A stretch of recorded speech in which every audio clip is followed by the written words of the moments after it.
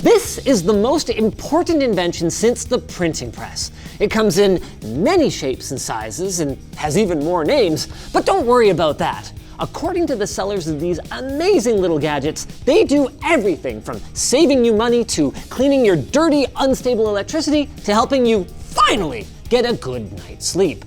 But you better hurry, we're almost sold out. There's no time for research when other people are buying them all. Just look at this graph. And if you act right now, you'll get 70% off. Look at all these logos of news organizations that you might trust. Don't they look nice here? Or maybe over here? Wow, these sites really are a masterclass in scummy marketing. But the craziest thing about these little miracle gizmos, they aren't actually a scam. I mean, they absolutely are a scam, but at the same time, you know what? This is going to take some explaining up. Roll the thing for our sponsor. Big thanks to Seasonic for sponsoring this video. Their Prime and Focus series power supplies come with a 12-year warranty, and we're going to talk about how they could actually save you some money on your power bill a little bit later on. Let's kick off with the beefier feeling one, with the all-metal housing. If this thing's just a rock and some hot glue, this is going to be a real short video. Man, this thing is cool. We can see every individual wire in here. On the next slide, we get a really good look at a couple of resistors, a diode. We've also got what looks like a little LED here. And this boxy structure, if we alter our view a little bit, enhance, shows us that this is in fact a capacitor. We can see the two conductive plates inside of it. Now, if half of the manufacturer claims about these are true, that right there is the hardest working capacitor on the planet. Let's change gears and move over to our plastic ones. Well, it seems like they've got a couple more components on their boards, including some capacitors on the boards themselves, but the design is similar overall. So why don't we change gears and talk about what these things are supposed to do? If you're familiar with electrical circuits, you might already know about inductive, resistive, and capacitive loads. For everyone else, here's the TLDR. If something is mostly just making heat, like a hot plate or an old school incandescent light bulb, it's a resistive load and the voltage and current remain in phase or lined up. If something is moving, ceiling fans and washing machines are good examples here, it's probably an inductive load and the current lags behind the voltage by 90 degrees. Capacitive loads, meanwhile, tend to be more hidden, especially in the home. This is where the current leads 90 degrees ahead of voltage. So these loads are typically used to balance out inductive loads, and they're mostly found in, well, stuff that has capacitors in it. Like this Prime PX power supply from our sponsor Seasonic, who has more models rated at titanium or above by cybernetics than any other manufacturer. That means more than 90% efficiency with a power factor of 0.98 or better. That power factor thing, that's going to mean something to you in a minute. Coming back to different kinds of loads. If you've got a big industrial building that is stuffed full of AC motors, transformers, and the like, you can end up with so much inductive load that it actually starts to impact the efficiency of the power grid itself. And I'm not talking efficiency like some waste heat from your noodle extruding machine. I'm talking the power company needs to send you more power than you're actually using, harming their efficiency. That's where something called the power factor comes into play. It's a measure of how much power is doing work, called active power, versus how much power it looks like you're using, called apparent power.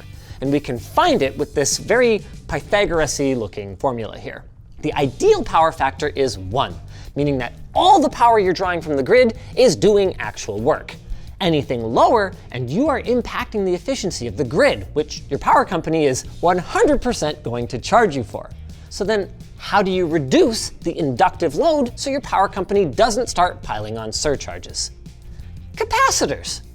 The power system in any big industrial facility likely has one or more capacitor banks, which act to smooth out their heavy inductive loads, hence the capacitors that showed up on our CT scans.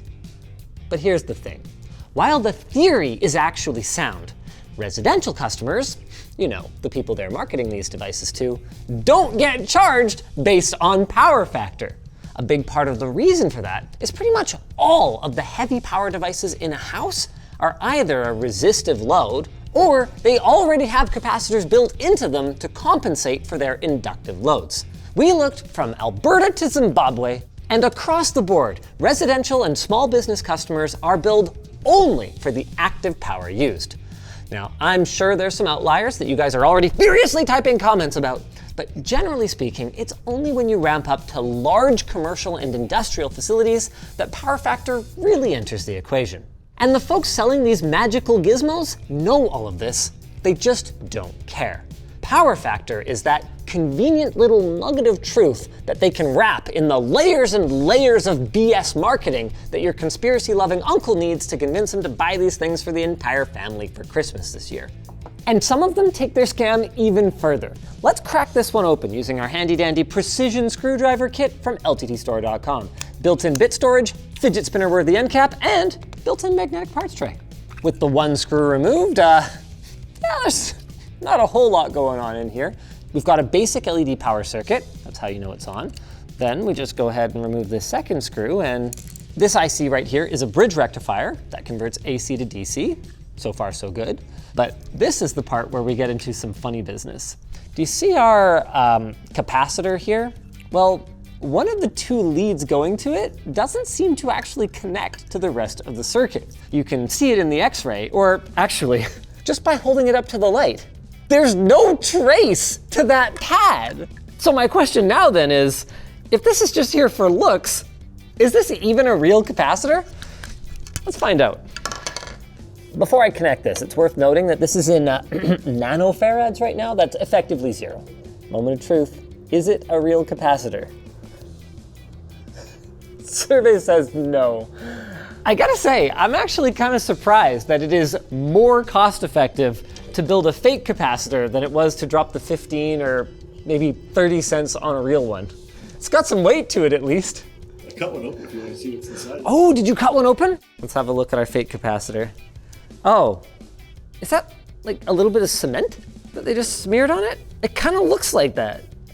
Whatever it is, the bottom line is if you want to save some money on your power bill, maybe you should consider upgrading your rig to a new 80+ platinum rated Prime PX power supply from our sponsor, Seasonic. The Prime PX series is fully modular and has you covered all the way from 650 watts to 1600 watts, backed by an industry-leading 12-year warranty. It uses a 135mm fan to keep things cool and quiet, and that fan doesn't even spin up until it reaches somewhere in the neighborhood of around 30% load. With power supplies this efficient, more of your money is going right into those sweet, sweet FPS instead of being wasted generating excess heat. And if you're not sure how much power you need, you can just click on the calculate button on their website and they will help you find the perfect fit.